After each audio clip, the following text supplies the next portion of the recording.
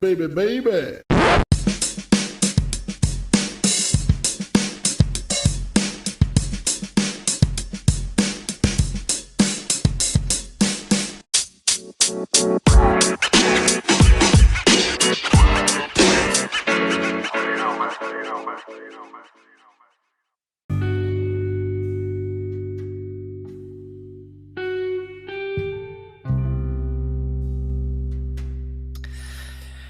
Well, hello, good evening, everybody. It is September 30th, 2020. It is your boy, NotoriousSA, aka Steve Anderson, aka 90% is good enough. So, anything interesting happened last night? Did you watch the debate? Full disclosure, if you didn't, I envy you. I envy every person who got to wake up today and just see the clips. Just because if you had to trog through that whole experience, like me and all the politicos and all the reporters and everybody on Twitter, you watch arguably one of the worst things you've ever seen. Ever. And I mean, the 2016 debates, Trump was exactly who he was. But in the context of him running, it was this celebrity, asshole, businessman who talked over people, he belittled you, he said ignorant stuff, and it was a spectacle. It was entertaining to watch, although troubling if you were in the Republican establishment. Fast forward to 2020, Trump hasn't changed. Trump is exactly who he says he is. He's loud, arrogant, he interrupts, false claims, cheap shots, break the rules, zero fucks given, doing whatever he wants. And he was the world's biggest asshat. He was the worst. That is the worst debate anybody ever has done, ever in the history of time, ever. And you can fact check me on that all you want. You can put up any debate. None is going to be worse than this one. Like, when you see the media coverage today, it's all going to be about clashes and insults, and Biden told him to shut up, and Biden called him a clown. Which, you know what? He probably couldn't have, I guess. But with the way Trump was acting, that's exactly what he wanted to do. Trump had a deliberate strategy going in, which was to overwhelm Chris Wallace and Joe Biden so much that he's going to say as much as possible, right? So that when the sound clips go out, it's just going to be him talking over the moderators, him not backing down, him trying to stand up to the media, right? When in reality, he just looks like a dick who won't answer the question, right? And, that is obviously the strategy, right? Donald Trump knew exactly what he was doing the whole time. It was a calculated plan. He wasn't being defensive. He wasn't just simply responding to the allegations made against him, which a lot of them are true. He just went on the offensive immediately. This is classic Trump at its finest. He takes the same thing and runs the same play every single time. It's predictable. And frankly, it wasn't successful, right? It was a bad play and it didn't work. Joe Biden didn't have to even try. He just had to look into the camera and talk to the audience while Trump was talking at him or at Chris Wallace, right? That's the thing, is that there was two different types of ways to get the audience's attention, right? You can make a spectacle of yourself and demand everybody in the audience around you look at you, thus forcing the cameras to be on you. Or you could do what Joe Biden did and break through the noise and go right into the camera and break the fourth wall. Biden saw that opportunity, took it, looked right into the eyes of everybody, and told them what to say. He was on point. He had a couple stumbles and a few questions which do need to be addressed, but overall, they set the bar so low for him that all he had to do was maintain a basic level of competence, which he clearly did, right? And didn't have to do anything because Trump ruined it for himself. Trump look like an idiot, right? And there's going to be people out there defending Trump, saying that he that was the plan because it's never a fair fight. It's 2 against 1, even though it's Chris Wallace from Fox News, who is, one of the best journalists ever, who is, again, from Fox News, the network that has been one of the kindest to the president, right? One of the fairest, almost absurdly fair to him. And they just couldn't handle it, right? The anti-Trumpers are all out here sharing photos of Chris Wallace rubbing Joe Biden's shoulder, saying he's in the corner. Like, of course, they're blaming the ref, right? Because everyone saw what happened. Everybody is aware that Trump made himself look terrible, right? There's 2 things a debate can do. It can do nothing, or it can make you look worse. And Trump decided to go with the let's look worse strategy, right?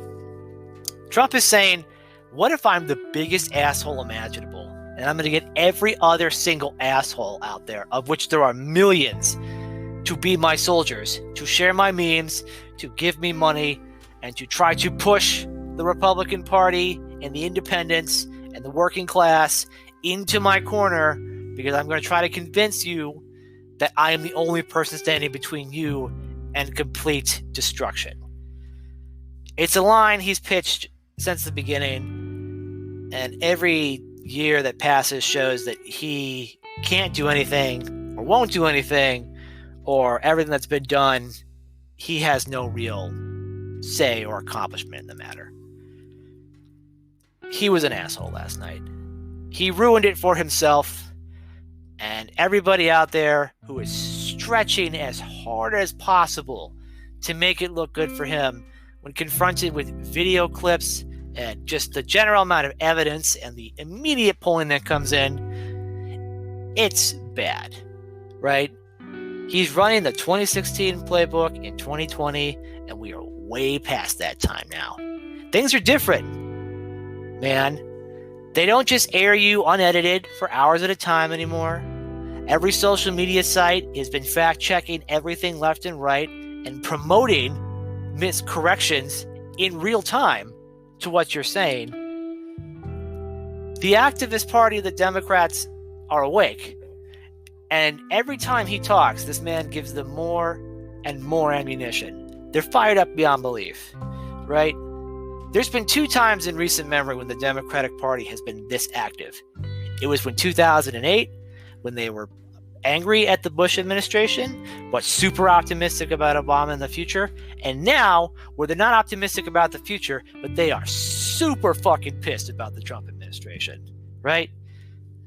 Trump derangement syndrome is real, because this man's election has driven people to what I see is, beyond a reasonable level of hatred. Not to say the president isn't a bad person, which he is, and he intentionally makes things worse because that's his brand and that's his strategy the entire time. But if you're just a civil-minded person, you're already turned off by this, right? Trump has decided that 30% of the country is all he needs. And you know what? If he was just another racist celebrity star on TV, maybe that would work for him. Maybe that would help him with his millions of dollars in debt and struggling businesses. And perhaps this is all just karma for him wanting to run for office as a giant publicity stunt, and then winning, and then realizing that now he had actual power and didn't know what to do with it except cause trouble everywhere he went. This is the alternate timeline where someone rolled 3 instead of a 4, and we got President Trump. And you know what? I'm not one to do hypotheticals, right? I can't predict what would have happened in the Hillary Clinton administration. And, I don't see what good it does to do now, right? Because what we've seen is the fact that with Trump being president and America being where it is in 2020, it was almost like this is exactly what should have happened, and we should have known the entire time.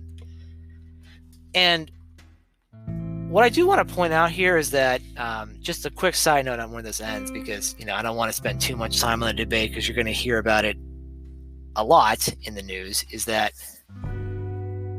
when you're watching these two people talk, these are two adults, one of whom will be in charge of the world's largest economy, a $5 trillion government, the world's largest military, and the weight of the world on their shoulders, right? Let's not forget that the President of the United States, as disconnected as most of us are from this office, is the most important political office in the world. And the choice America makes matters. I just want to say, if you're a Biden supporter, right, know the weaknesses, understand why people support Trump, and do what you can to convert those who are on the fence. If you're a Trump supporter, you know, I don't hate you. I get it. It's countercultural at this point. I get it. For a lot of you who are basically either in the I like Trump the way he is, I'm sorry, but I can't sign off on that. If you're a fan of his personality, then there's other stuff going on there, and that can't be addressed. But if you're a fan of him because you get enough of what you want out of him, and you just really are opposed to the left, you know, you see beyond Joe Biden. Because I know lots of you are saying that Joe Biden is a Trojan horse, but let's be honest, right? If you've talked to anybody who is the far left, and I'm talking the Marxist, the communist, even your super progressive liberals who believe in the LGBTQI2A/TTXYZ spectrum, you know, however far you want to go with it, right? They're not happy, right? The popular meme now is fine Biden, but this is bullshit 2020. That is the actual feeling of the nominee of the Democratic Party, right? They're not in it for him as a person. They're in it for him because he's not Trump, right? This coalition is bonded entirely in opposition to one man, right? And when this man eventually leaves office, what appears to be sooner rather than later, you're going to have to understand that he needs people to work together for his plan to work. And if what we've seen is true, then the farther left of the party, the Elizabeth Warrens, the Bernie Sanders, the AOCs of the world, they don't have control over the apparatus yet. Which means that in the future, center right-minded people and reasonable Republicans will have to work with this administration to fight for what they believe in, to step in where they believe lines are being crossed, and to, at the very least, serve as a bulwark against the possibility of Joe Biden going too far to the left. Because he obviously moved with the times. He's a little older on most issues, but, you know, he's given ground to where he thinks he needs to, right? Joe Biden is a short-term president, right? I don't really suspect he's going to want to run again, right? Just because of his age, and when it's not Trump he's up against, it's a whole different set of circumstances that are involved, and it's probably going to be Kamala Harris will be the one inheriting the future. So Joe will have the ability to do, if he wins, basically whatever he wants without real repercussion, right? And it could be he acts in a way that is, you know, beneficial to both parties, right? He could listen to Republicans, whether they're the never Trumpers or the soon-to-be converted super Trumpers or the diehards still trying to fight for the lost cause, right? He'll tend to listen. But he's also going to listen to the far left of his party, the progressives, because they're going to be there, and they will be coming into positions of power previously held by Trump administration officials who very much decided that it was in their realm of power to ignore court orders, purposely make bad decisions, make bad legal arguments, and lose, quite frequently. The Trump administrative state is successful in that it just stopped regulations before they go into effect to claim to be deregulatory, and not being able to change the law because every time they tried, they failed at it because nobody knows what they're doing, which is part of the course for the Trump administration circa 2020. So I'm voting for Joe Biden because I need the federal government to work, to function in an administrative capacity, right? That doesn't mean it has to be super big, but it has to work, and the person in charge of it has to have a form of character that can be trusted. But I live in Illinois. I am a Republican in this state, and I am not voting for any Democrat at the state level, which is what I'm going to go over next. So stay tuned. Quick break, and then we're going to come back, and I'm going to tell you about what's going on here in Springfield.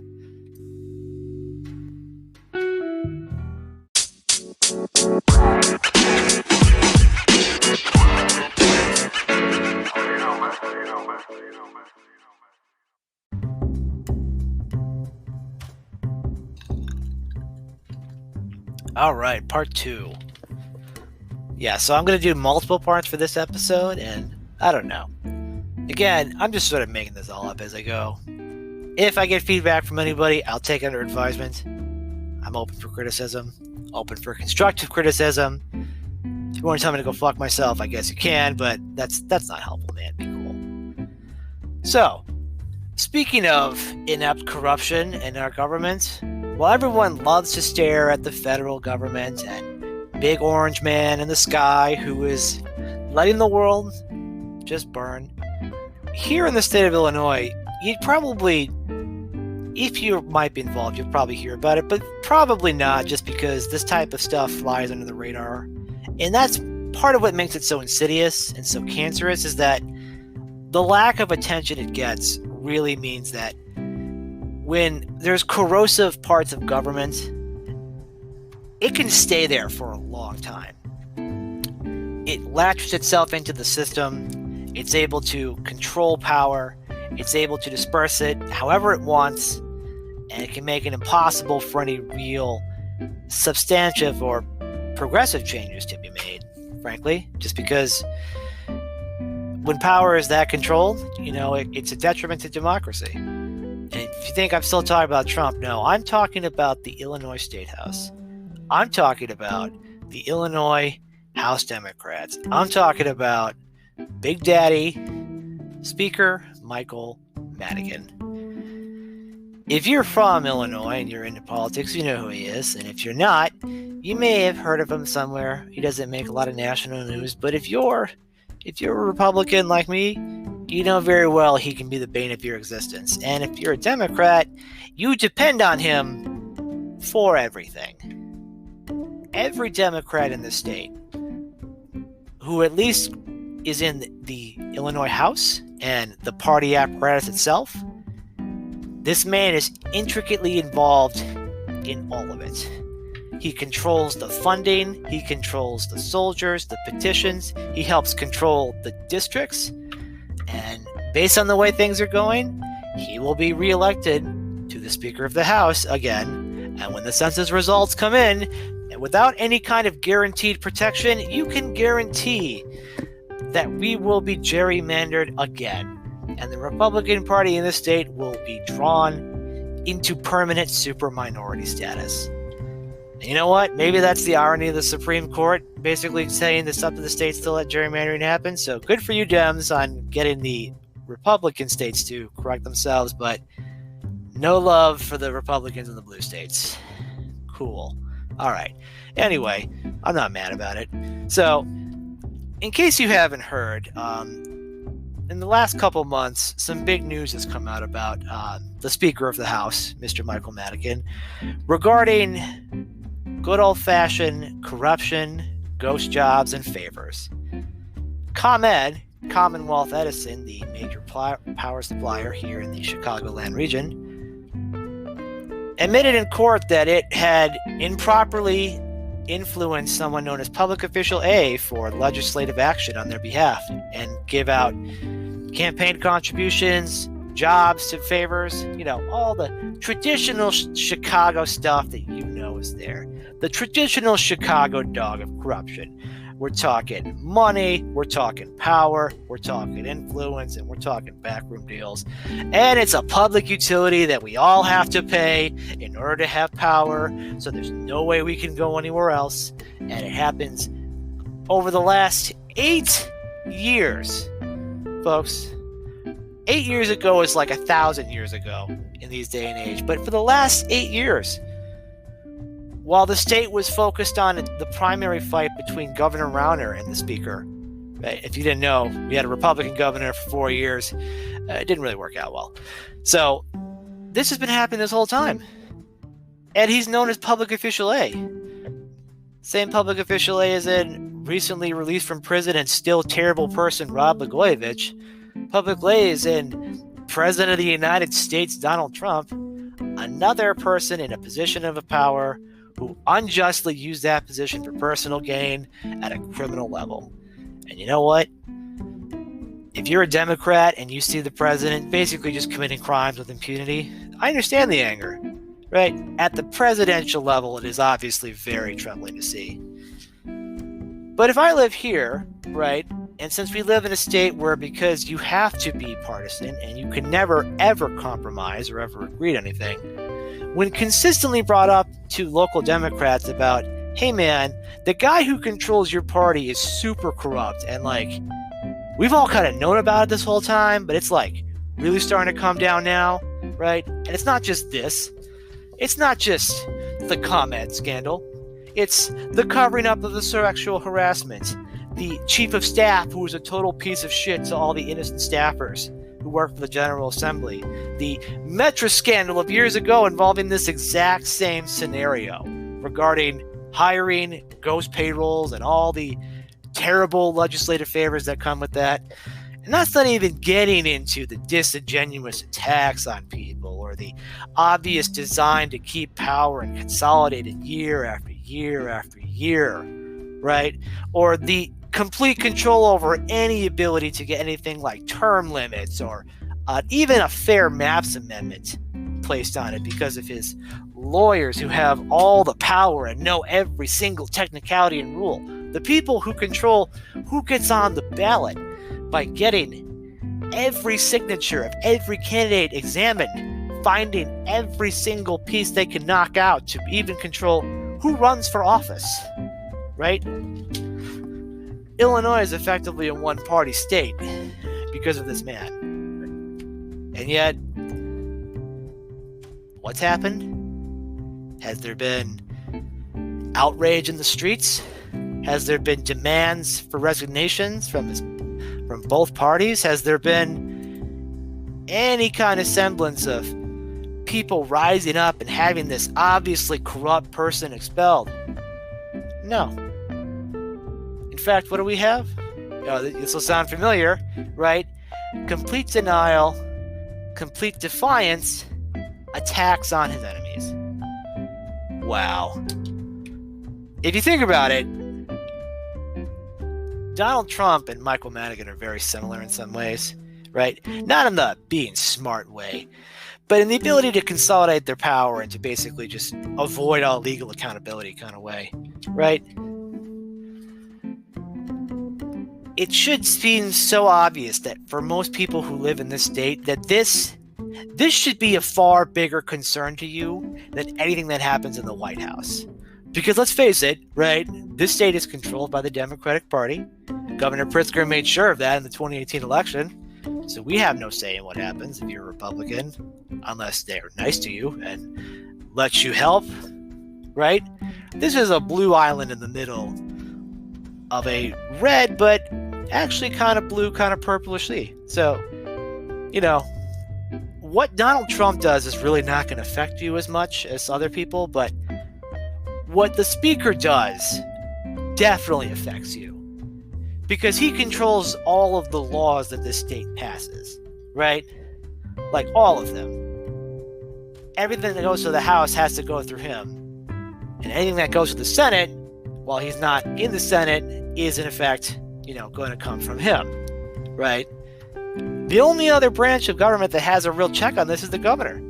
And since Pritzker seems to be kind of on his side most of the time, at least for the purposes of, governing at this point, that's what they have. Pritzker has somewhat said to have the speaker like at least talk about it or resign, but he's not going to go after him. He's not going to use his massive war chest of personal fortune to do that, right? And here's the thing, right? The speaker, of course, has denied all involvement of any kind. He has said there's nothing wrong with giving people jobs, right? So while a federal investigation is pending, but no one knows what's going to happen with that, particularly if the administration changes over, who knows? There has been an investigation in the state legislature about Mr. Speaker's involvement in this, and I got to tell you, it is not looking good for them, right? So, as reported on WBEZ, who is doing a fantastic job covering this because thankfully somebody cares in this state, is that under questioning from Republicans, lawyers representing Commonwealth Edison told a legislative panel Tuesday how the power company repeatedly engaged in bribery to influence House Speaker Michael Madigan, dealing a messy blow that the Speaker's Democratic allies struggle to keep up. Now, doesn't that sound familiar, right? Doesn't it sound like a man is committing obvious crimes and he obviously controls his party, and the people in his party who should have some form of integrity about this are just really trying to stretch it to make it sound like it's either being misrepresented or totally justified and legal, so whatever, right? If the Democrats in the state were half as mad at Madigan as they were at Trump, maybe we'd have actual change, but I don't know, they're probably never going to be. Anyway, going on, more from WBEZ, the bipartisan committee weighing potential misconduct charges against the Speaker and the state Democratic Party chairman heard the most public airing so far about the lengths ComEd went to curry favor with Madigan, including revelations that the scheme was wider than previously disclosed. The company has admitted to showering no-work contracts on members of Madigan's political army, and even putting one ally on the company's board to illegally bolster its standing with the Speaker, right? It's bribes, it's showering of no-work contracts, free money at your expense, right? Hey, here's a contract. I'm going to pay you $60,000 a year. For what? Nothing. Well, that sounds pretty sweet, right? Unless, of course, you're the taxpayer and you're paying that, and that work should be going to, I don't know, improving the electricity grid or making electricity cheaper, right? But you know what? Why not? Let's just go ahead and go with the corruption. I guess that works too, right? The evidence supporting this charge is overwhelming. It's strong. It's direct. House Minority Leader Jim Durkin, Republican of Western Springs, said in an opening statement to the committee, Speaker Madigan abused his office. Speaker Madigan abused the public trust. And of course, he wasn't there. He's refused to testify. He's called it a stunt. Witch hunt. Stunt. And has not been charged. Still, the questioning went into the evening as Republicans put ComEd's lawyers and the Speaker himself on the spot in dissection of a $200 million settlement. Oh yeah, I forgot to mention that if I didn't earlier.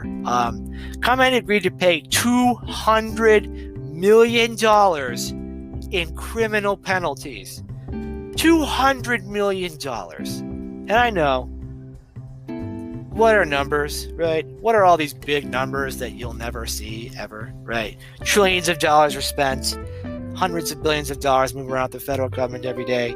Even at the state level, the state spends several $1 billion on things. But still, ComEd, the company that you pay monthly for electricity, and if you don't, they can turn off your power, right? Has to pay $200 million in a criminal fine. How is that not a bigger story? How is this not on every front page newspaper in the entire state every day, right? Where is the outrage? Where is the bipartisan condemnation that says, hey man, corruption is bad, right? I'm a Republican and I'll say Trump's corruption is bad. If you're a Democrat and you say Madigan's corruption is bad, Some will. They're not the people who actually can make a difference, though. People who vote Democrat in the state may talk about it, but anybody who's in the apparatus, who works in it, won't talk about it. They'll pay lip service to it. They know damn well what'll happen if they speak out. They know exactly what will happen. Because odds are, unfortunately, unless the feds take some action, nothing will come from Springfield. Now, I bring this up not because, we're just at this point where, what's going to happen? The speakers just refuse to, cooperate. The feds are investigating. Who knows what's going to happen? He's got a lot of buffers in place. I don't know what's going to happen. The bigger issue here is what happens to people who are defending the speaker, right? The speaker can do what he wants to his attorneys and his spokesmen and his legislative aides. What about the other Democrats in the state, right? They may not even have to say anything like resign, leave, you've been here super long and it's been a problem and it's always been a question for us, and you definitely have been the money guy for a while, but they have Pritzker now, so maybe they don't need it, right? Pritzker could spend as much as he wants, and he could buy the Democratic Party the same way Rauner bought the Republican Party, but maybe they don't want that. Maybe he's just too invested in the system.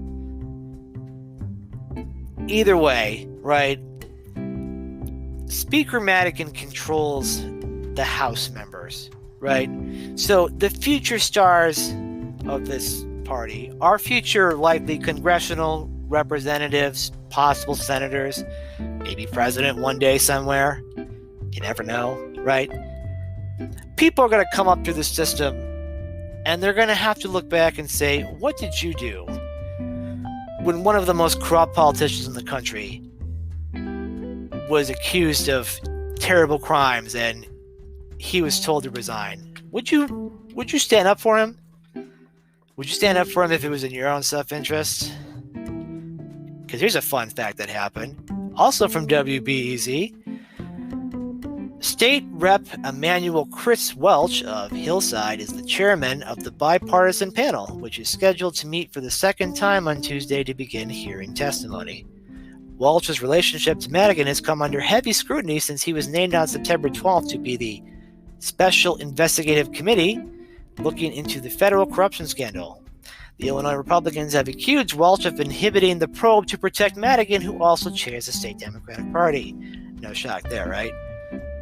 House Republicans initiated the special panel after the Commonwealth Edison admissions in federal court in July regarding the aforementioned bribes, right? The company engaged in an 8-year scheme to win support to hear a lucrative state legislation. By the way, guys, you probably don't remember this because it happened a long time ago, but ComEd has lobbied to raise prices to do quote-unquote infrastructure investments and investments in the grid line, quote-unquote, resulting in billions of dollars in extra money, right? From you, the ratepayer, the taxpayer, from you who live in this area and need power to survive. They improperly influenced them and got millions of dollars for it. And some of that millions of dollars went to, you guessed it, no work contracts, right? Improper placements of people on corporate boards and in jobs, right? The type of thing that you hear about far too often and really just undermines public confidence in the power company and our public officials. But what would happen? Let's dig in and see if the Democratic representative here will actually do something about it. So, according to these hearings, the House GOP leader of Western Springs, Jim Durkin again, alleged the speaker engaged in conduct which is unbecoming to a legislator, which constitutes a breach of public trust. Now, just to be clear, if I haven't said this earlier, Madigan has not been charged in the ongoing federal investigation and has denied wrongdoing. But last Friday, Madigan sent a letter to the House committee members informing them that he would not testify at the legislative hearing, saying, "I provided all the answers I can give." And of course, he contended that he considers my duty to make, that's right, job recommendations, and helping people find jobs is not a crime. That's right. I'm not a bad guy. I just help people find jobs. What a bad guy I am. I just help people find jobs, right? With no connection to me at all, or political power, or my party, or anything like that. No, I like giving people jobs. People need jobs. What would I get out of it? What could I possibly get out of, trading these jobs for favors and promises of control and, basically having me control your finances, your campaign, your messaging, everything about you, and basically beat under my thumb. Well, Chris Welch notes, like many members of the majority party in the House, Welch has developed strong political ties to the long-serving Speaker during his more than 7 years as a Democratic lawmaker in Springfield.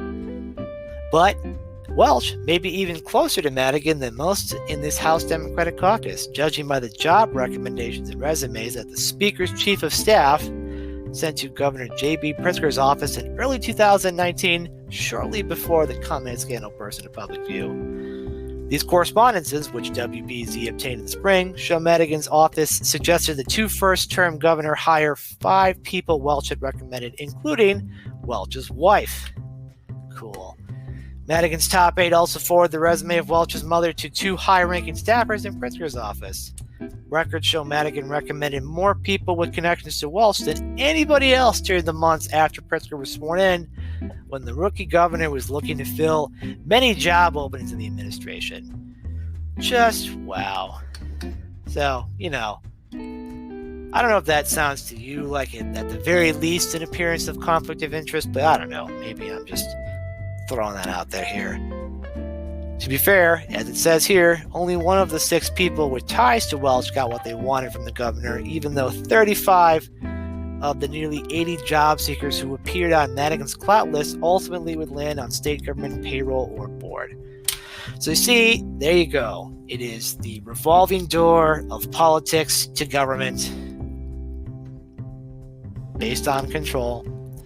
They get government jobs, they get paid, they can personally contribute to Democratic campaigns. The whole process just creates the whole cycle of one, raising money. They get a new race, they take a new district, it needs more money, needs more attention, means more Democratic control over the states. Shocking. Now, here's where it gets great. Next section is called Human Shield for his mentor. Might be a little trouble in there, but anyway, let's dig in. The House panel conducting its own probe into the comment scandal includes Welch, 2 other Democrats, and 3 Republicans. So far, the sides have primarily feuded how to conduct the inquiry, which sharply different imitations of guidance they got from U.S. Attorney John Lausch, the federal prosecutor whose office is leading the charge. Basically, since the federal government has a certain list of demands about what can and can't be done, the Democrats can block an investigation. They're saying we can't do anything. We can't ask any questions. Right?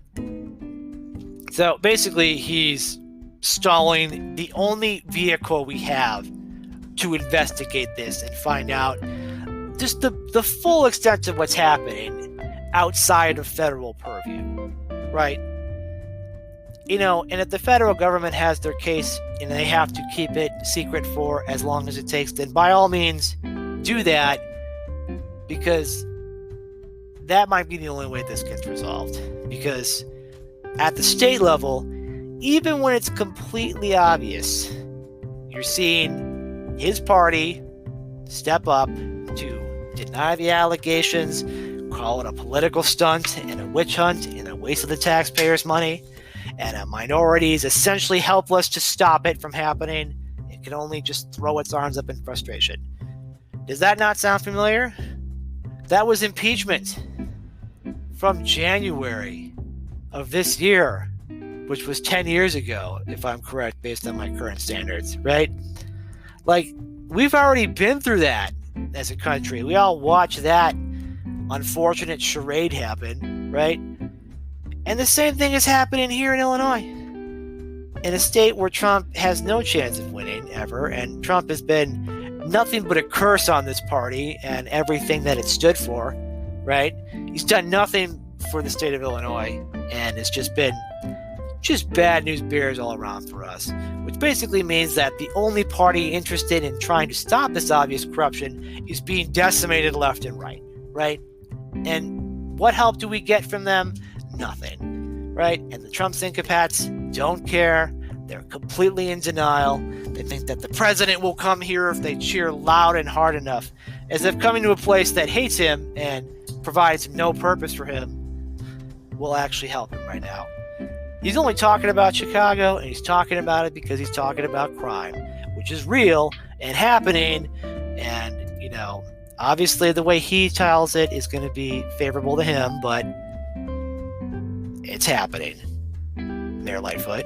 It is happening, and you just can't let it happen. So that was a rant. Wow, I'm sorry. It just makes me so mad because everyone should be upset about this. Every person in the state who pays taxes and is voting on the graduated income tax. Oh, yeah, this is the last thing I'm going to do real quick, just because I'm bringing it up here.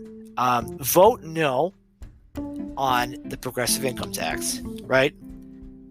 If you're asking me why to vote no, I can give you all the numbers, right? I can give you the obvious projections, the overshoots, the history of mismanagement when it comes to tax increases, and again, the whole, as I just aforementioned earlier, corrupt government that is raising money illegitimately, essentially. Vote no, because this is not the ideal time to change the state constitution, right? What we're essentially saying is that we're going to give control over the tax structure, right, to whatever the Speaker of the House, who is under investigation by the feds, the power to set the tax rates. And yes, they say we're all going to save money. 97% of us. Do the math. Check your calculator yourself. Odds are you're going to get $40 back, which good luck with that. But it's not just about the numbers. It's about the principle of the fact that there is an obviously corrosive force controlling our state government, and they're just letting it happen. And they scream and they holler and they demand that the President of the United States face the barest accountability, right? And yes, I agree with you 1,000%. He needs to be held accountable. And he's the president, he should. And the fact that my party doesn't is just super distressing and bad for the long term. People still ask, why am I Republican? Because I live here in this state. And in this state, the only way to fight the machine is to be in the minority party, which is the Republican Party. And there are people out here I know who work hard. They make sure the government is competent, is ethical and honest, right? And guess what? They're being run out left and right, getting replaced by kooks, replaced by idiots who have no understanding of how government works, right? Whose districts rely on money from the state to survive while criticizing state funding, and just are purposely being drawn that way to, again, give more power to the speaker. So it's all a cycle, time's a flat circle. You've heard the story. So another quick break, and then we're going to come back and talk about something not political. Well, it actually is political, but not about a particular politician, but just about ideas in general. So stay tuned.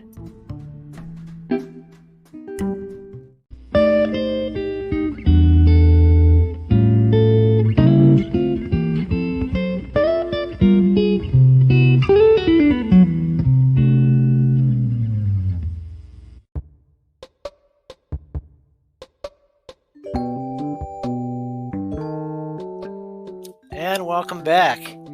Need a breather after that last one. That one got intense. We're going to try to slow down a bit.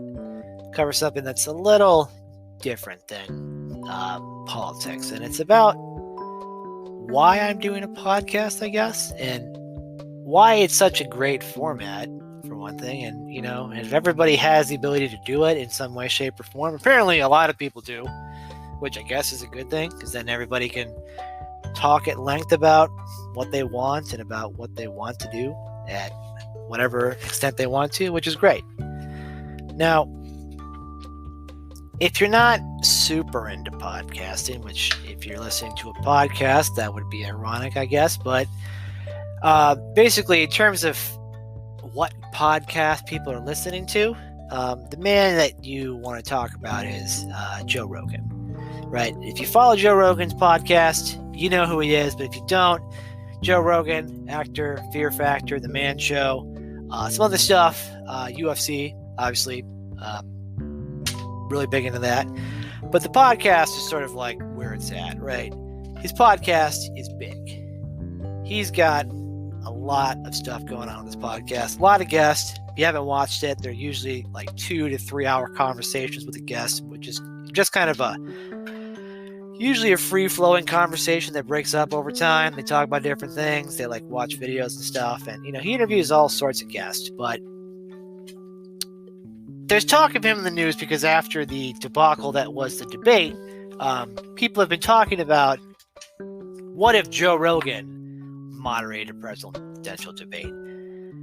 And for a lot of people, this seems like a great idea because for those of us who have been watching debates, which I know not everybody does, but I've watched all of them since 2004, is that I think we all agree it's important that if we are electing somebody to run the executive branch of the federal government, that we should be able to ask them questions to each other and to ourselves, really. We should be able to ask questions in different formats and different ways to understand why they are running, what they stand for, and how will they respond to criticism or critiques, right? The very basic concept of if there's two people going for one job, this job is obviously to lead the federal government, the executive branch, that you're going to want to ask a few questions, right? It's a job interview for the most powerful job in the world, right? And if last night's debate is anything like how it always is that these old formats are just they're not good, right? It's all very pre-staged, and it's like if WWE was more boring and less interesting, right? They come in with pre-approved talking points. There's some questions from the moderator, who's usually some journalist on the center left or center right, right? They're usually pretty decent questions, I guess, but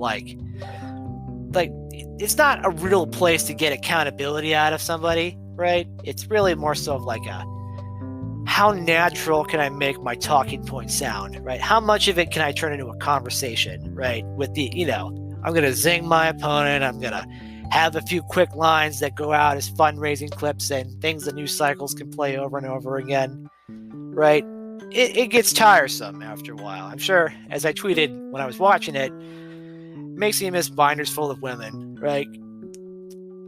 I don't know if you remember where you were when that was, but I was in college with other college kids talking about binders full of women. And man, they called Mitt Romney a sexist. He was a monster. He was a terrible businessman who pried money out of people, right?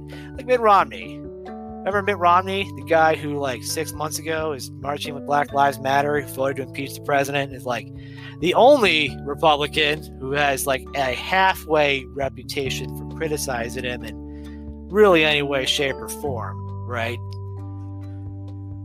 That guy was a monster, but now, he's cool again. It's funny how that works. Whatever, right? People are like that, I guess, but we're off track. So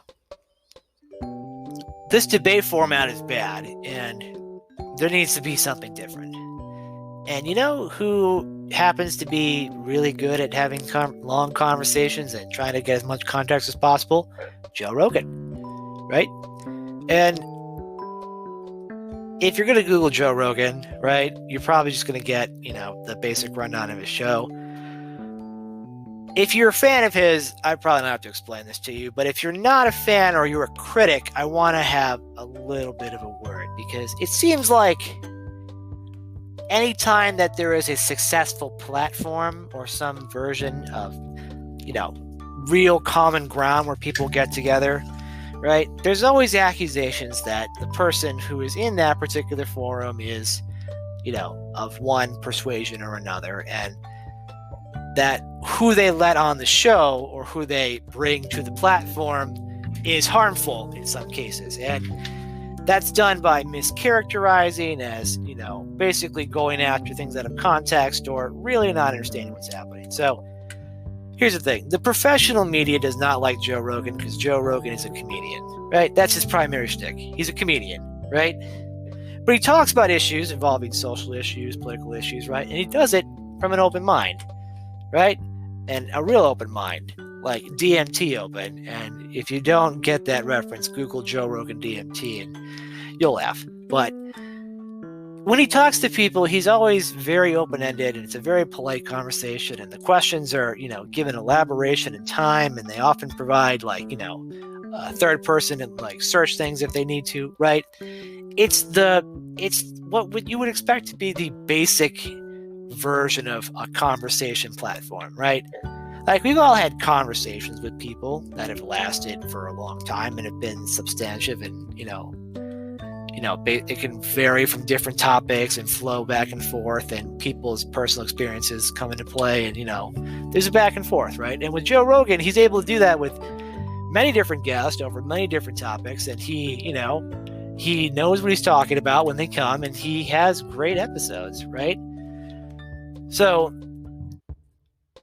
he said he doesn't want to do a presidential debate, and you know what? That'd probably be for the best, honestly, because I don't think that any debate between these two is going to be productive in any way, shape, or form, honestly, right? Because everyone knows Trump's going to do the exact same thing he just did, right? He's just going to keep doing that, and we all know it's not cool, and the media is going to try to play both sides of them and say that they're both doing it, and Joe's going to be like, this guy's full of malarkey, and they're like, can't believe he said that. Like, we get it. It's all so predictable and so not productive. And it's like, maybe just interview them separately, I guess. Like, let them talk, let them explain it, because what is anybody not decided at this point? I know people are. I know there are some people really struggling with this, but it seems like a lot of people are fed up with this, right? It seems very much that America has divided itself into you're on the Trump train or you're not, right? The hesitancy and the willing to give a chance and the, I can't stand the Democrats on the left, it's all starting to subside, right? All of these, soft Republicans and conservatives who are relatively principled and independents who came out for the first time, or they voted for him because they thought he was going to, help them in some way, shape, or form and just not hurt everybody, right? It's all starting to peel away, and his coalition is not growing. It's entirely inflated in support based on the fact that he has the White House and the Senate Republicans are in control of the Senate, obviously, right? He's exerting more power than his percentage of supporters really, I guess, can legitimately say they have. And he's very much insistent of, I can do this because the rules say I can, regardless of any norms or values or anything like that, right? And you know what? He can. If it's not apparent to you by now, and I'm not the first person to say this, that I think that goes to Kamal Nanjiani, but it should be apparent right now that a large part of what the democratic system we have relies on is, in fact, the honor system, right? And you may say to yourself, no way. Like, the honor system, like, seriously? Like, what is this, second grade? And it's like, no, but if you think about it, right, this whole thing that we're doing, this whole democratic republic experiment, only works if we just, agree on what the rules are and we abide by the rules, right? And you can say to yourself, norms aren't rules, but if people start breaking norms, like good norms most people are okay with, for either the sake of breaking norms or for just their own selfish gain, you got to understand that the rules come after that. And if you start going after the rules, you you set bad precedents, and then you kind of get to where we are today. If we're going to have a conversation about the rules, we need to have a place where we can have a conversation, right?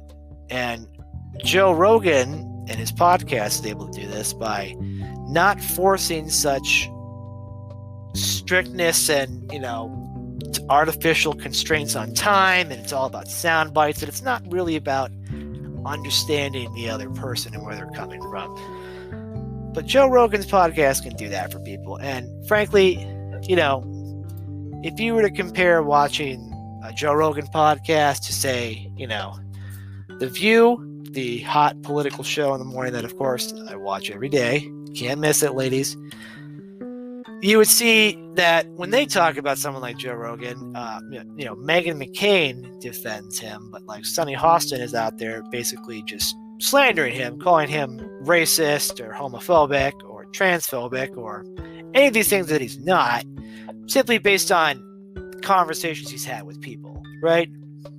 And he's had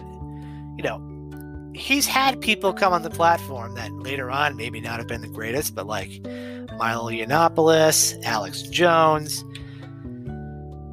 I mean, there's more people out there, but those two alone are pretty bad. But the general idea is that because he's had a conversation with people and was civil to them, right? The very basic family block of society that he is either a supporter or implicit supporter of these ideas and what they do, and is bad and should not be allowed to set the terms of the debate, or should be canceled, as a matter of fact. And this is a concern because Joe Rogan and his very large podcast is now gone from being, I'm not sure where it was before, I think it was just whatever they were doing, to being on Spotify, which is, is that very large streaming service that you can hopefully listen to this podcast on. You can subscribe to. There's a quick plug right there. Anyway, so he's getting paid a lot of money, like $100 million for it. And there have been numerous leaks of documents saying that Spotify, which is a tech company that obviously is of a pretty progressive nature, is not a fan of this because of who Joe Rogan is and the jokes he's made and the guests he's interviewed, and are pushing to have control over what he says on his show and who he talks to, right? Which, from what we understand, according to Joe Rogan himself, is that he has control over his own show, and Spotify's not going to exercise any editorial decisions, which I suppose is in Spotify's interest to do so business-wise, because if the audience knew that they were doing that, they wouldn't listen to it on Spotify. And I think Joe is enough of a force to be reckoned with if that were to happen. But it does lead to a bigger question of, people like to talk about cancel culture, and some people will say that cancel culture doesn't exist, and they'll just say it's quote unquote facing accountability or accountability for your actions. And in a day and age when everyone's got a camera and the video is always on, and everybody's bad day can be interviewed for the rest of time, right? Some people do need to be held accountable for their actions, right? If you're truly in the wrong and it's documented, or even if it's not, if you make a social faux pas or commit some sin, right? The idea is that you need to have redemption, right? You need to have the ability to explain where you're coming from, why you said what you said, or why you did what you did, right? Because context matters, and the whole idea of having a conversation of the facts and ideas is that both sides will be able to share a perspective, and if there are other outside parties involved, that they can try to make a collective judgment based on what the two sides are saying. And, one side might be totally disingenuous, the other side could be totally legitimate, or they both could be legitimate. That's how the whole conversation thing works. The ideas will generally be felt out by the audience. People are being held accountable for things that, if they did say them, are taken entirely out of context, or are being unfairly dramatized, or having guilt by association, or things that are not crimes. They're not even really fireable offenses, right? Like, if you, for example, are outside at a dinner with your spouse or your girlfriend or boyfriend or friend or family or whoever, right? And we'll just say a bunch of people, we'll say, I don't know, like 100 of them show up wearing masks and chanting and demanding people put their fist up in the air, and you don't, right? Not because you may disagree with what they're saying, which is probably something that you agree with, like, I don't know, maybe Black Lives Matter, right? Something that's most people agree on, hopefully, that you agree with it, but like, you're eating dinner, right? Like, I understand that you're protesting, and if you just march on by, and if people want to get up from dinner and go leave or put their fist up when you're driving by, then by all means, go ahead and do so. That's fine. But that's not what this situation is, right? This is a mob has come up to me and is demanding to do something that I don't want to do. And if I don't do it, right, what's going to happen is that this mob of people will stick cameras in my face, film me, and will say, look at this racist who's at us dinner because they won't put their fist up, right? Without even knowing who the person is and not even ever meeting, seeing, or talking to them or knowing of their existence before this exact moment, will make as bold of a claim as to call someone a racist and a white supremacist. And in an age where this stuff happens instantly in real time and is amplified 1,000 times over the world before any real context can be established, people's lives can be ruined. They can be unfairly accosted and accused of being something terrible, right? And whether it's a white supremacist or a terrorist or a criminal, right? Being falsely identified publicly on a large scale can, even if you settles down and you apologize, or other people apologize to you and we say, hey, our bad, it's always out there. People are going to search. If your name ever comes up, they're going to find that out, right? And they're going to have some preconceived bias built into the neuron somewhere that says this guy was accused of something once, no matter how bullshit or inconsiderate or out of context it was, maybe I can't hire him, right? If it has nothing to do with the job, but it's years later, that's the type of damage that uncritical, unwavering cancel culture wants to promote. It believes that what it's doing is taking views that are abhorrent and outdated and toxic and trying to bury those ideas by burying anybody who they believe is espousing said ideas. Right? And hey, maybe we can cancel David Duke because David Duke espouses explicitly racist, horrible things. You know what? No one has to hire David Duke for anything, ever. No one has to buy his stuff. No one ever has to listen to him. And you know what? I hope all the bad things happen to him, I guess. Or that he wakes up one day and realizes he's wrong and, redeems himself. But that's probably not going to happen. He's probably going to be racist till he dies, which is unfortunate because racism is bad, everybody. I just want that to be clear. If it hasn't been established, racism is bad. No one is supporting racism, right? However, there is a bit of an overlap when it comes to these somewhat brash, demanding, and possibly false allegations, and the idea of not being able to defend yourself or listen to anybody or have someone give you a fair shake about what happened if there's a dispute, right? There are places in America where we believe that free speech is not only to be protected, but is a core principle of why it exists, right? The American college campus, the public square, right? Places that we as taxpayers pay for and are protected under the First Amendment right for us to assemble, to demonstrate our views, and to discuss what matters to us, right? And as long as we don't break the rules, which is, espousing violence, showing pornography, stuff like that, well, the free speech laws can get, depending on where you live. Either way, First Amendment's great, right? You're allowed to say what you want, right? the problem is we're living in a world where places where ideas are supposed to be generated and discussed are being cut off from that idea and are being instead told that any kind of real dissenting opinion or any kind of estrangement from what we consider to be true is bad, right?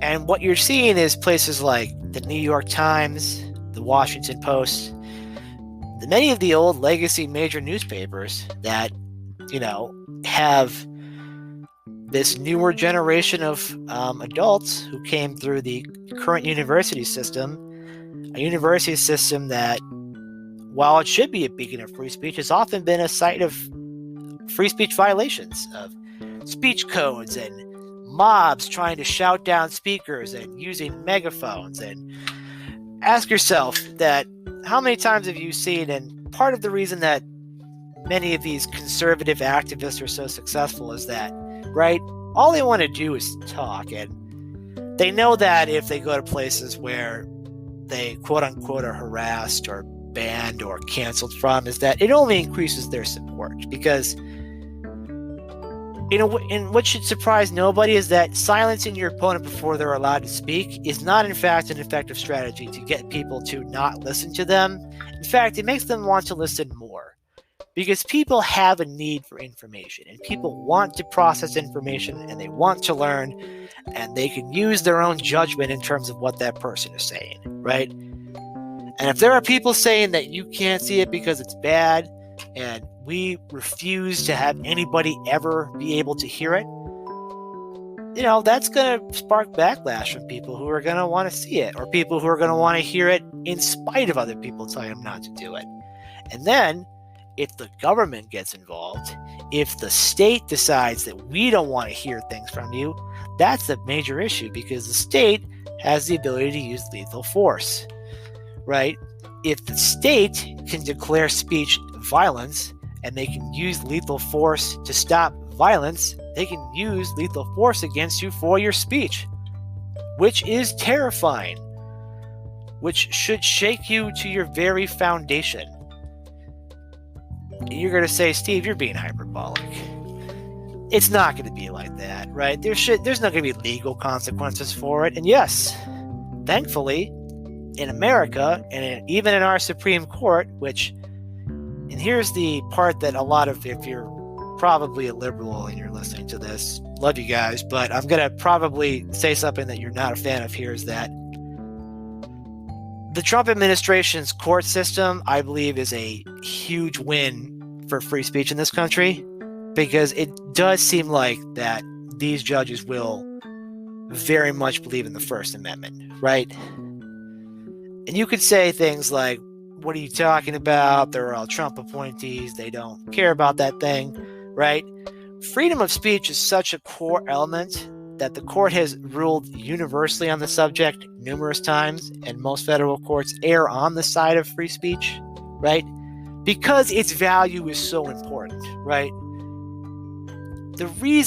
Part of the reason that America is the place that it is that we believe that you're allowed to say what you want to say without interference from the state, without the agency that has the ability to take your life and your property and your liberty from you. Now, you're not immune to the consequences of your actions. You are down to the public court of opinion, and your employer can do as they wish as a result of what you say, right? And if you say something that most people do not like or agree with, or is horribly offensive, then yes, that's what you get. That's the price of your freedom. You can say what you want, but you can get fired, right? You can lose friends. You can have the public give you nasty stares every time you go out in public. That's the risk that you take by saying something, right? But there's also a part of us that says that when we see someone unfairly being attacked, unfairly being silenced, that we respond with the want to protect speech, right? There are places, and you can say that the conservatives have a quote-unquote cancel culture of their own, but it's not the same, because in many places, and this was what if you talk to Trump supporters, this is what a lot of them will tell you, is that it's not necessarily Joe Biden they're afraid of. It's what's coming up after Joe Biden. It's people who've enforced speech codes that are illegal and face legal repercussions among students, right? It's people who want people to never be able to find employment or recover from anything they've ever said, or be able to take their words out of context and attack them without the ability to defend themselves, right? Based on what they perceive to be a bad idea, right? It's the type of dystopian nightmare that we thought we could avoid in an era where everyone has a smartphone and a camera, right? Because at the end of the day, a large part of our platform is Facebook or Twitter or Instagram or whatever other website you want to use, which is all kind of consolidating to the private market. So if they decide to cancel you, what are you going to do about it? You can still walk in a college campus and speak, can't you? But what if you can't? What if you walk onto a college campus and let's just say you've taken all the proper procedures, you've been invited, whatever steps.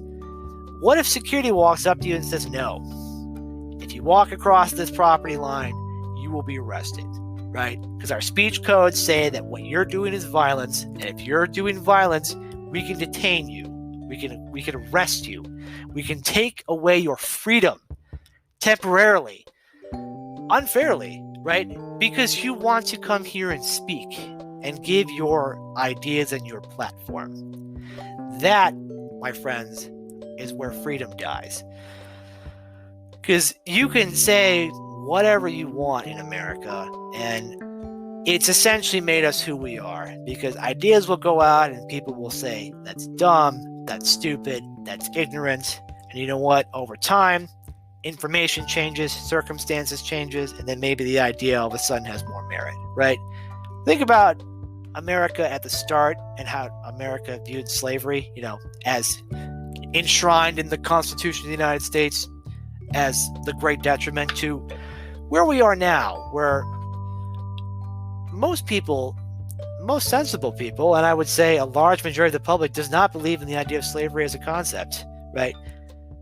As it is a war crime. It is a violation of human sanctity. It is universally bad. It still happens, mind you. But no government and no people should be able to sanction it without repercussions. And before it happened, abolitionists would speak out on this and they would be silenced. They were legally silenced in Congress. They were killed by mobs. They were beaten and chased in order to keep repression. Because when you try to silence speech, if speech speaks out against what is bad, if it can be silenced, people may never know what is bad. And people have a right to know information about when things are bad and how things are bad, and if I should be able to look at the world in a different way. And as small as it is, Joe Rogan's podcast is one way to contribute to the flow of information and for people to understand how important it is to be open-minded and to listen to one another. Because in these really divisive times, we should be able to listen to one another and have a decent conversation. So, I'm running out of time on this one, guys. So hopefully you enjoyed this. I'll see if I'm going to do another one soon. Follow me. There's a Facebook page. I have a Twitter at Sutibu Anderson, or if on Facebook, you can follow me at the NotoriousSA podcast show, the NotoriousSA podcast again. So see where this goes from here. This is so much easier than writing. Writing takes so long, and by the time you put it up, it's already irrelevant. Yeah. Start your own podcast, too. Let's interview each other. If you have a podcast, you want to interview me, let me know. I got free time now. Holler at your boy. Peace.